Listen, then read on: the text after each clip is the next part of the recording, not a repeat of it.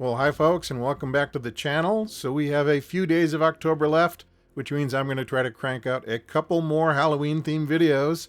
And we're going to start with this one, 7 scary Warhammer Fantasy miniatures from almost 20 years ago, featured in the 2004-2005 Games Workshop Catalog and Hobby Reference. This is an absolute beast of a publication. It is 1,072 pages long. The greeting on the table of contents describes it as the largest and most complete catalog Games Workshop has ever produced, at least up to that point. So I weep for the editorial staff who had to proofread this thing, but it is a very impressive piece of work, and it kind of documents the state of Citadel miniatures back in the 2004-2005 time period, and I'm sure it caused more than a few young people, and maybe some not so young people, to perhaps spend more than they should at their FLGS or through Games Workshop mail order. But I guess that's the entire point, because somebody's got to pay for the printing on this thing. Anyway, it's not really practical to flip through this book of mini minis in a single video. So today we're going to focus on 7 frightening figures, more than 7 actually, since some of them are lumped together in groups, specifically from the Warhammer Fantasy universe. Maybe next year we can do this again for 40K if people like it. Additionally, we've asked the vampire accounts to sit this video out, since they are a bit on the nose for the subject matter. Plus, Halloween is their busy season, so they're off terrorizing villages and such. So instead, this list is going to cater to more obscure and or just plain bonkers releases that I think are kind of cool and worth a look. So if that sounds good, here we go. The first stop on our journey is page 479, where we find a veritable horde, and since it's a horde, we're going to count it as one entry, a horde of familiars. These are tiny little chaos imps that sorcerers kind of bind to their will, though I'm sure these guys never go rogue and cause mischief on their own. But as you can see, there is quite a variety of them, and unfortunately I cannot take you all the way to the bottom of the page, because there is a rather free-spirited demonette down there, and she might be just a little bit too spicy for this family show. But what isn't too spicy for the channel, however, is the Dark Elf Cauldron of Blood. So there are several versions of the Cauldron of Blood, at least 3 that I know of, probably more. This is the 2004-2005 version. There was also an earlier version that looked kind of like a soup wagon, yum yum. And there's a current plastic version that you can buy, but I like this version because I kind of dig the gigantic Dark Elf statue with a sacrificial knife in one hand and a recently extracted heart in the other. If you're going to have a Cauldron of Blood, you might as well go for it. Next, we jump forward to page 549, sort of in the middle of the Dogs of War section, and find something that was new to me, a Fen Beast. So I was a pretty big fan of comic books back in the day, and I remember especially enjoying Alan Moore's stint on Swamp Thing, though that ended rather abruptly, if you know the story there. And then, of course, Marvel's Bog Monster, the Man-Thing, which you might have seen in Werewolf by Night on Disney+, and the spiritual predecessor to both of those guys, a monster named the Heap, if anyone remembers the Heap. All of which is to say I have a certain affinity for the Fen Beast here, because he is no doubt an homage to all those great bog monsters in the comics.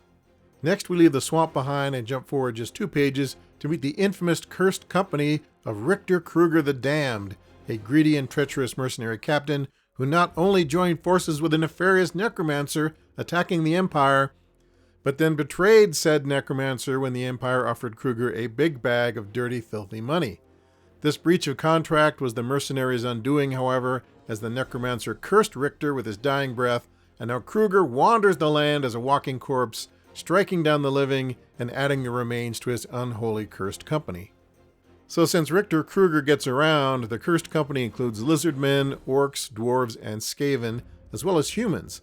And my thought is these figures would be really great for a Mordheim undead warband if you don't mind your zombies looking a bit skeletal.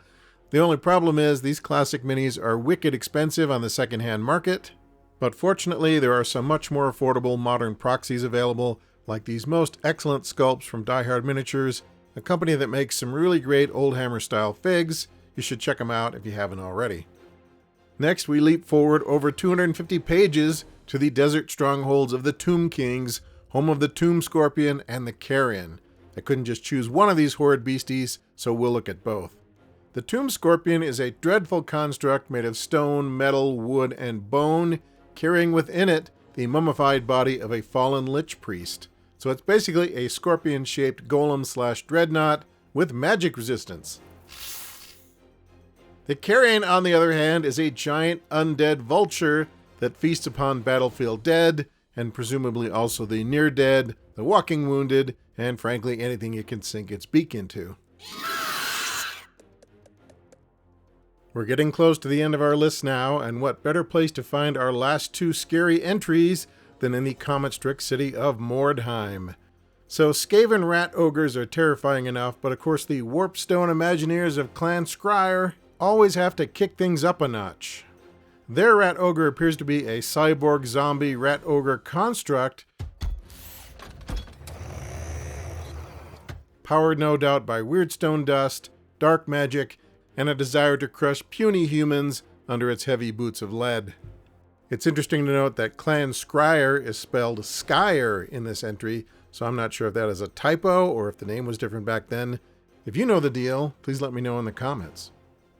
Okay, now it's time for number 7, so let's wrap things up with a monstrous Hound of the Baskervilles type creature that terrorizes the forests outside of Mordheim, the legendary Thing in the Woods. The Thing in the Woods is in fact a Beowulf, a supernatural chaos creation featured in the Mordheim Empire in Flames supplement. In addition to causing fear, having vicious jaws, and flesh of iron, the Beowulf is also a lycanthrope. Any warband model taken out of action by a Beowulf, if he or she ultimately survives, has a chance of being cursed by the Beowulf's tainted blood. In each subsequent battle, each time a cursed model is wounded, it must take a leadership test. If it fails, it immediately transforms into a Beowulf and begins attacking anyone around it, friend or foe. So that's fun. Okay folks, that's a wrap on our look at 7 scary Warhammer Fantasy minis from around 20 years ago. These are just my picks, so if you have any favorite Warhammer Fantasy models that you'd add to this list, please share them in the comment section. Maybe I missed something really good. Thank you as always for joining us today. We will be back soon with some more tabletop wargaming madness here in the near future. But until that time, I hope you're doing good out there. Please take care of yourselves, and we'll see you next time.